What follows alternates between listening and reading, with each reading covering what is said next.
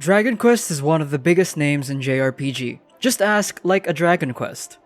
You know, a hero who could save people. Like in Dragon Quest. While it never blew up in the West like its other counterparts, it undoubtedly left a huge impact on the genre and Japanese pop culture in general. With the Dragon Quest III HD 2D remake, oh boy what a mouthful, we have the chance to relive that classic JRPG magic, but with modern looks and comforts while retaining the essence of the original. We play as the child of the brave hero Ortega. Ortega went on a journey to defeat the archfiend Baramos, but tragically passed away in a volcano. On our 16th birthday, we were summoned to the king's castle. Here we were bestowed a challenge to succeed in Ortega's mission to finally rid the world of the archfiend. We take up the challenge, organize a band of capable combatants, and travel around the world to live up to the great hero's name. The story is your classic hero versus villain narrative. While it's executed well, the plot is very simple compared to other Dragon Quest stories. It's fairly straightforward, maybe even a little bland. Your party members are custom and change around quite a bit, so you wouldn't get the good old party dynamics that you would usually get from something like DQ8 or 11.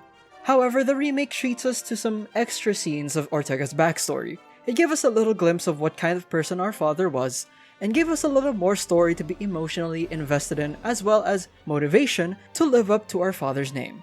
And while on the surface, Dragon Quest III looks child-friendly and happy-go-lucky, don't underestimate it. It's got its own fair share of dark plot lines.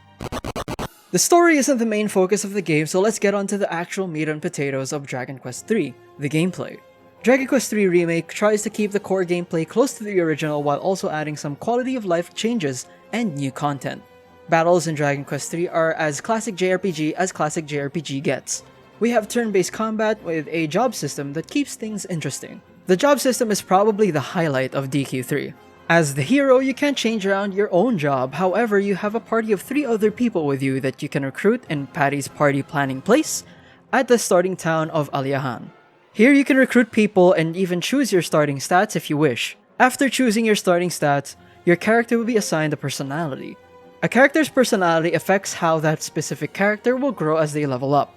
Certain personalities will allow a certain set of stats to increase faster. Some personalities increase wisdom and resilience faster. Some personalities focus only on strength to the detriment of other stats. Some personalities allow you to progress with balanced stats. You get the picture. So if you want to be min-maxy, paying attention to personalities and matching them to the right job is a must. The jobs allow you to learn different skills, giving the various jobs a unique place on the battlefield. The game suggests that you try out the Hero Warrior Wizard Priest setup at first, but once you've got a feel for the gameplay, you're free to change it up anytime by recruiting new members at Patty's. At some point, you wouldn't even need to recruit new party members because once you reach level 20, you can go to All Trades Abbey to gain access to job changing. Job changing allows you to switch jobs while maintaining the skills you learned in your previous one. However, it will take you back to level 1 and have your current stats. But this allows you to learn another job's skills, essentially letting you experiment with multi-classing. The combination of personalities, jobs, and job changing gives you so much to work with in terms of party arrangements and experimentation, and for people who love that kind of stuff, it's chef's kiss. However, the gameplay isn't all good as some gameplay elements feel outdated. The random encounters can get frustrating and tedious at times. That could be alleviated with spells and items that lessen encounters though. Oh, and you should probably go into the menu and set your battle speed faster, because normal felt real slow for us. The item system is also a little tedious with you needing to constantly restock items in each character's inventories if you want to use them in battle. Having a unified inventory would make item management a lot smoother. That said, if you're here for the authentic experience, I'm sure it won't bother you. The remake also adds a lot of new content like new bosses, a new job called Monster Wrangler, non-magic based abilities for the non-magic classes, new monsters, and a monster arena like what you find in other Dragon Quest games. There's a lot more, but we'll leave that for you to experience and find out yourself. Dragon Quest III HD 2D is up there with some of the most visually stunning pixel 3D games like Octopath Traveler and the Star Ocean remake. The world is brought to life with vibrant, rich visuals that feel both fresh and nostalgic. More than once, I found myself pausing just to take in the beautifully crafted environments and detailed character sprites. They also added some smooth battle animations to make combat more visually appealing. The hero and the hireable party members are especially well designed, adding tons of charm and personality to these characters. The party members are fairly customizable appearance-wise as well. They also added that nice little detail of your weapons changing appearance depending on what you have equipped. We played on both PS5 and the Switch, and while PS5 played this no problem, the Switch was fighting to render the foliage. Koichi Sugiyama's iconic score has been faithfully brought back to life here, and it's an absolute joy to listen to. We just can't tear ourselves away from the beautiful music provided by the Tokyo Metropolitan Symphony, giving us a grand-sounding OST.